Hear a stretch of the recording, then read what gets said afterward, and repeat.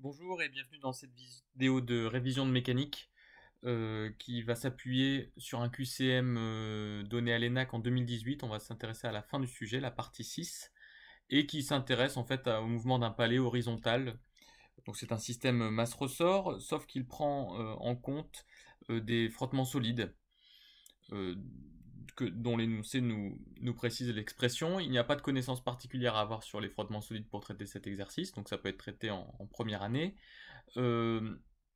Et c'est un bon exercice pour revoir le système masse-ressort pour la résolution d'équations différentielles d'ordre 2, la gestion des conditions initiales, tout ça est revu dans cet exercice. Donc c'est ce qu'on va faire.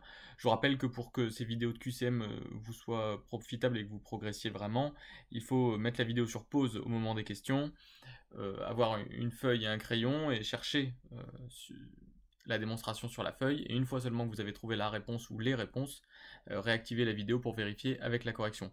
C'est un sujet ENAC, donc parfois il peut y avoir une bonne réponse dans les propositions, 2 ou 0, et dans ce cas-là il faut choisir la réponse E. Donc voici le contexte de l'exercice qui vous est rappelé, et on passe maintenant à la résolution des questions.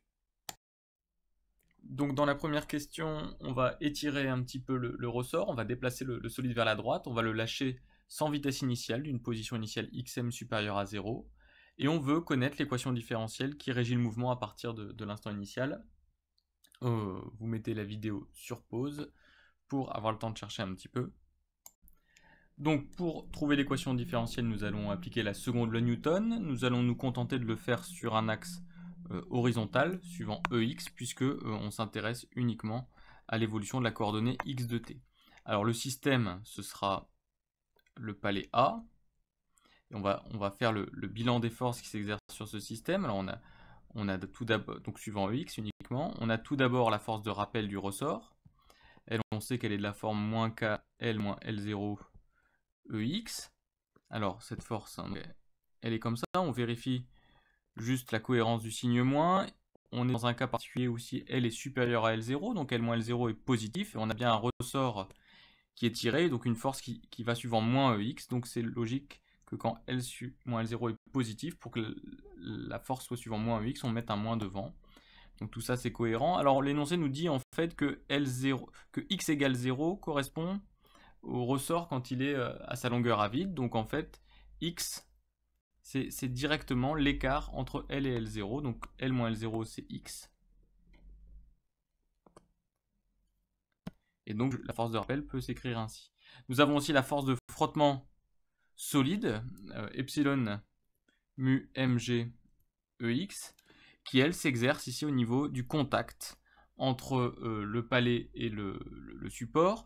Donc nous on va se situer dans un cas pour démarrer où la force par exemple, enfin où le palais va vers la gauche, si on le lâche sans vitesse initiale depuis une position xm positive, et donc on aura une force de frottement ici comme ceci. Alors le sens de la force de frottement en fait est donné par epsilon, qui sera égal à plus 1, donc vers la droite si le palais se déplace vers la gauche, et qui sera égal à moins 1, c'est-à-dire que FF sera vers la gauche si le palais se déplace vers la droite.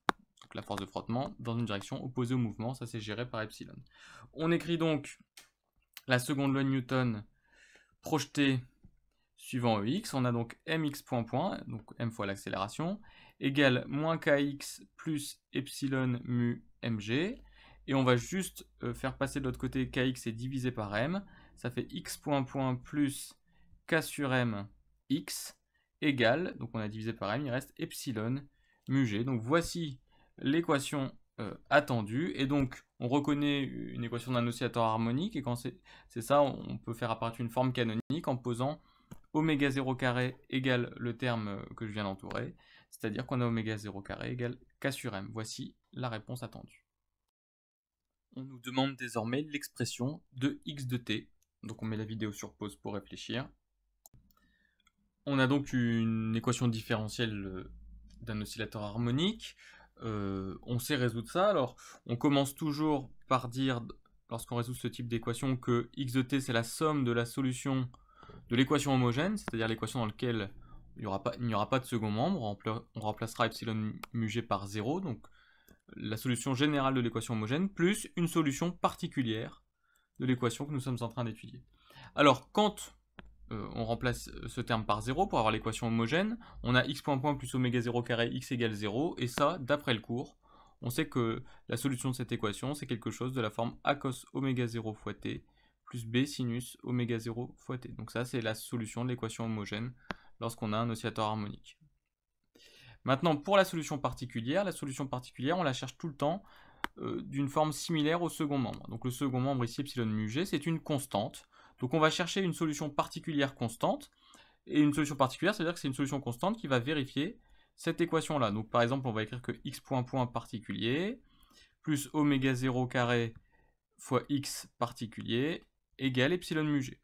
Et comme on a choisi cette solution particulière sous la forme d'une constante, la dérivée seconde s'annule, on en déduit tout de suite que x particulière, c'est epsilon mu g sur oméga 0 carré. Alors juste, on nous dit que dans la première phase, le palais se déplace vers la gauche, et donc on est dans un cas où la force de frottement sera vers la droite, et epsilon est égal à 1, d'après l'énoncé, donc je peux enlever le epsilon ici, et ici en le remplaçant par 1, donc on a trouvé la solution particulière. Donc la solution particulière ici, x particulière, je vais la remplacer par mu g sur oméga 0 carré, ici en bleu. Donc on a quasiment terminé cette question. Il nous reste juste à déterminer les valeurs des constantes a et b. Et bien ça, c'est ce qu'on va faire maintenant, avec les conditions initiales. Alors juste, il est très important, parce que c'est une erreur qu'on voit souvent, il est très important de bien trouver la solution de l'équation homogène et la solution particulière, de les ajouter avant de faire les conditions initiales. Des fois, on voit des gens qui font des conditions initiales sur la solution de l'équation homogène. Non, il faut vraiment trouver la solution x de t de notre problème avant de faire les conditions initiales. Alors, x de 0, eh bien, on voit que c'est a plus mu g sur oméga 0 carré, ça on le voit tout de suite en évaluant l'expression ici en t égale 0, et ça doit être égal à xm. X point de 0, eh bien, quand je vais dériver ce a cos oméga 0 t, ça va se transformer en moins oméga 0 fois a fois sinus oméga 0 t, qui va donner 0 lorsqu'il sera évalué en 0. En revanche, le deuxième terme va donner un b oméga 0 cos oméga 0 t, qui va donner b oméga 0 quand il sera évalué en t égale 0. Mu g sur oméga 0 carré, quand on le dérive, ça fait 0. Et donc ça, c'est x point en 0, et ça doit donner 0. Donc là, on en déduit tout de suite que b égale 0, et là, on en déduit que a égale xm moins mu g sur oméga 0 carré. Et donc à partir de cette étude, on peut en déduire x de t en remplaçant dans ce que nous avions trouvé. Ça va donner xm moins mu g sur oméga 0 carré, le tout de cosinus oméga 0 t, plus 0, plus mu g sur oméga 0 carré. Donc voici le résultat attendu pour cette question. Alors, on nous demande de la durée de la première phase du mouvement que nous venons d'étudier. Donc on nous explique quand est-ce qu'elle s'arrête. Je vous laisse chercher un petit peu. On nous dit que cette première phase du mouvement s'arrête quand le sens de déplacement du palais s'inverse, autrement dit, quand x point passe d'une valeur négative à une valeur positive. Donc on va chercher la valeur de t pour laquelle x point s'annule. Alors, x point, eh bien c'est moins oméga 0 facteur de xm moins mu g sur oméga 0 carré sinus oméga 0 t. Et donc la première annulation de cette expression pour t supérieur à 0, c'est quand oméga 0 t égale pour le sinus pi. Or, oméga 0, c'est aussi 2pi sur t0. Et donc, on en déduit que t égale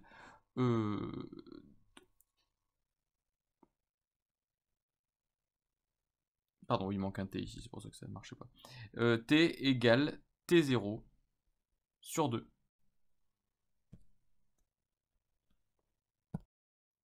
On nous demande ensuite la position du palais A à cet instant. Donc je vous laisse un petit peu chercher. Donc là c'est très rapide à partir de la question précédente, puisqu'on a montré que oméga 0 fois t1 valait pi. Donc il suffit de remplacer cela dans l'expression de x de t. Le cosinus oméga 0 t1 va donner moins 1, et on trouve l'expression de x de t de mu g sur oméga 0 moins xm. Sur oméga 0 carré moins xm, c'était la réponse B. Donc on nous demande désormais d'effectuer l'étude dans la deuxième phase du mouvement, c'est-à-dire que le palais repart vers la droite, il va s'arrêter désormais à un instant t2, et on aimerait connaître cet instant t2 et la position du palais au moment de son arrêt. Alors pour faire cette question, on pourrait refaire toute l'étude, c'est-à-dire redéterminer à nouveau l'équation différentielle lors de la phase 2, la résoudre en fonction des nouvelles conditions initiales en t égale t1, et ainsi répondre de la même manière. On va juste essayer de le faire un peu plus rapidement, un peu plus astucieusement, en analysant le problème. On avait lors de la phase 1 ici, le solide initialement x de 0 égale xm, on avait epsilon égale plus 1 parce que le solide se déplaçait vers la gauche, et donc la force de frottement solide était vers la droite, et on avait trouvé avec ça la durée de la première phase T1 égale T0 sur 2 avec T0 qui valait 2π racine de m sur k, donc quelque chose qui était indépendant de epsilon, et indépendant de la position initiale. Vous voyez, l'expression de T1 ne dépend ni de la position initiale xm, ni de la valeur de epsilon. Et on avait trouvé que le palais allait s'arrêter ici à une position x1 qui valait moins xm, donc moins la position initiale, plus 2 mu g sur oméga 0 carré. Et ça, en fait, ça dépend de epsilon, puisque mu, en fait, il apparaît dans la formule de la force de frottement, qui vaut epsilon mu mg. Donc, en fait, quand on écrit 2 mu g, c'est comme si on écrivait 2 mu g epsilon, avec epsilon était égal à 1. Ça vient de là. Donc, regardons maintenant ce qui se passe. Maintenant, on est dans la phase 2, et la position initiale s'appelle x1, et on va partir vers la droite, et donc cette fois-ci, epsilon vaut moins 1, puisqu'on va avoir une force de frottement qui va s'exercer vers la gauche. Quelle sera la durée de cette phase? Eh bien, on a vu que, en fait, on est dans une situation complètement symétrique à celle de la phase 1, et on a vu que dans la phase 1, la durée de la phase, c'était T0 sur 2. Donc, dans la phase 2, va durer une durée T2 moins T1, qui sera égale aussi à T0 sur 2. Autrement dit, T2, ce sera T1 plus T0 sur 2, ce sera T0.